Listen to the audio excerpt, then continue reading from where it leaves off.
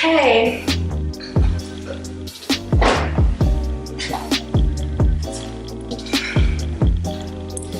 welcome back.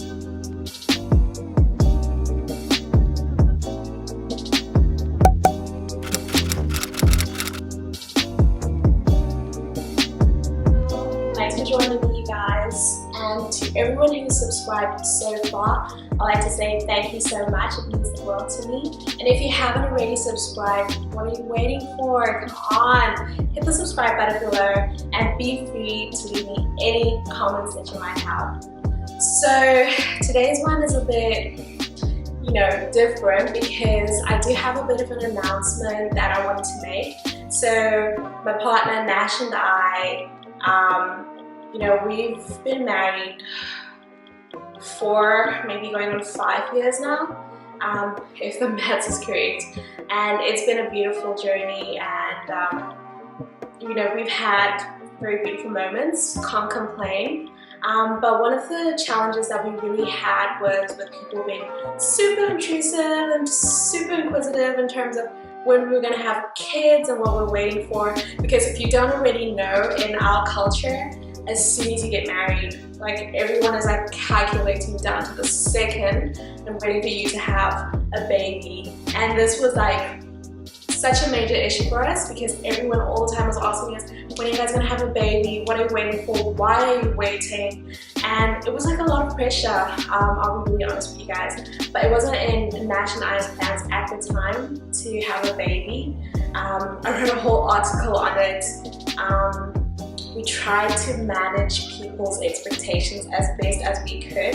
It didn't always work out that way, but we did try, so we'll see. But so long as our new family was understanding and understood where we were coming from and the reasons behind it, then I felt as though it was okay for us. So our big news is that we're pregnant, and I don't know if you guys can actually see. Well, I think you can actually. So that's from the front and that's from the side, and this is the big belly.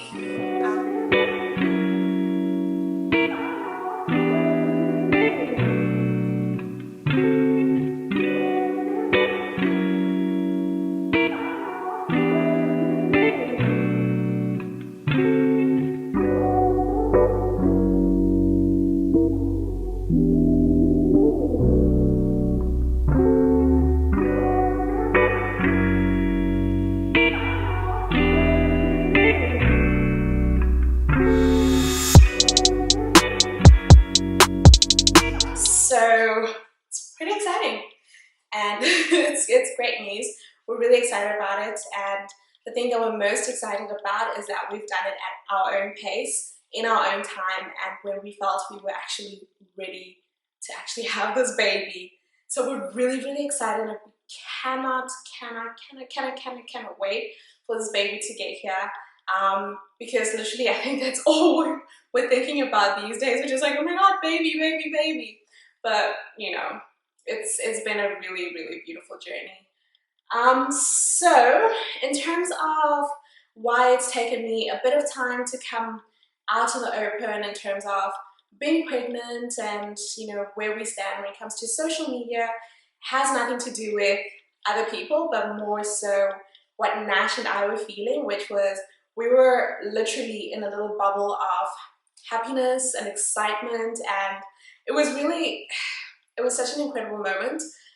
Once we found out that we were pregnant, and we're like, oh, okay. And we're trying to let it sink in because it hadn't actually sunk in for us. And then once it did, we're like, oh, okay. So this is what's happening.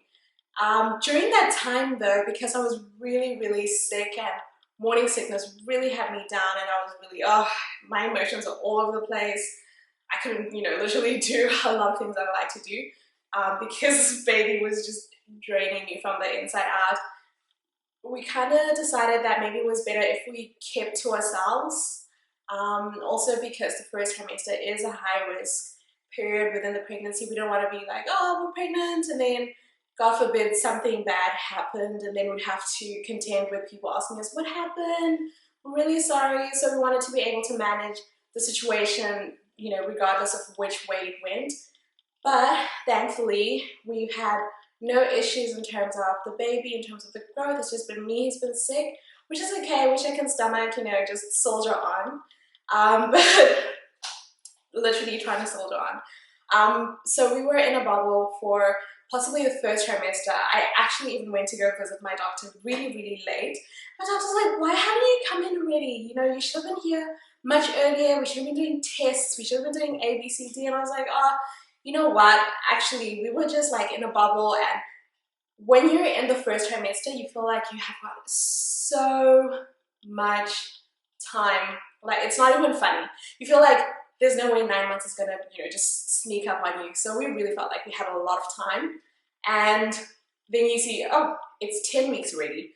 It's 15 weeks already, and you know, time just starts to fly. And I think my first doctor's appointment was at 10 weeks, which is when we actually found out we were at 10 weeks, because we didn't actually know. We were just like, we're pregnant, but we're not too sure where we are with everything.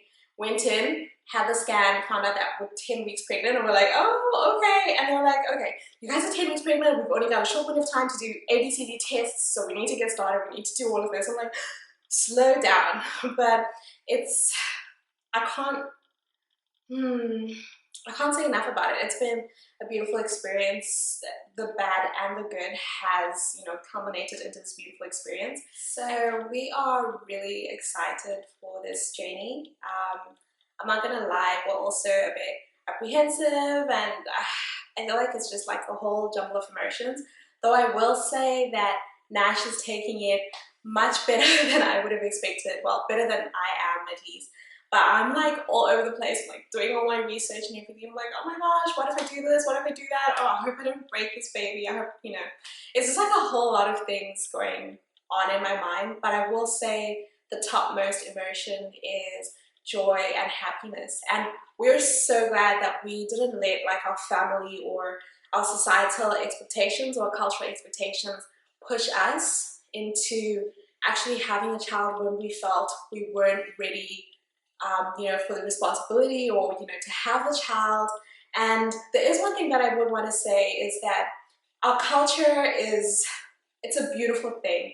I embrace my culture and I really do love it, but I do feel as though sometimes there's these expectations which are there, which are really unfair and don't factor in a lot of, you know, different considerations. You know, so you'd have people always asking you, why didn't you have kids? What are you guys waiting for?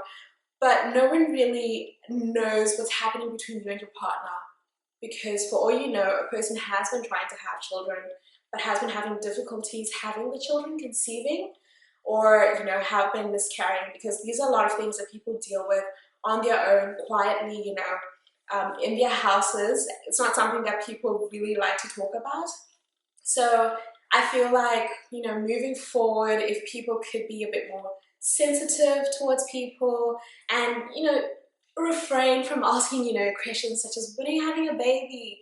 And I think the only people that I could forgive in terms of asking these questions was my immediate family. And we were, of course, able to talk to them fully in terms of, you know, where we stood and why things were the way they were. And they were very understanding.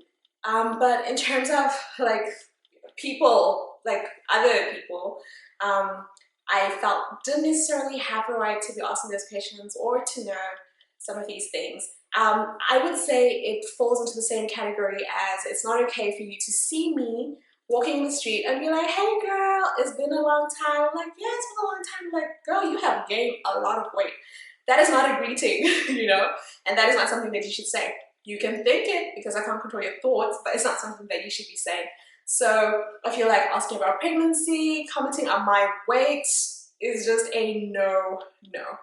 But yeah, it's really crazy because I went to a couple of restaurants that I really loved, you know, with a couple of friends, and I hadn't told people yet, and you know, everyone else is ordering, and I'm like, oh no, it's okay, I'll just have like a glass of water, please. And everyone's like, why? And I'm like, oh, you know, I'm on a diet. And then I also started losing weight, and so everyone's like, girl, your diet is really working out, you need to give us the tips. And I'm like, if you knew, if only you knew, you know. But so I actually took a bit of a step back in terms of my social life, because it was really difficult for me to go out and, you know, keep up everything. Even looking at people's food, I'll be like, oh my god, I need to throw up. and you know, I'm like, excuse me, I have to go to the toilet, throw up a big, come back, and try to be like, oh yeah, la-di-da, la-di-da. So I figured out early on that maybe this going out thing wasn't for me until everything settled down a bit more. It's only towards the end where I'm like, oh, I'm so tired. And, you know, walking is like a struggle. You know, my partner's like, oh, let's go to the shops. I'm like, oh, do we have to?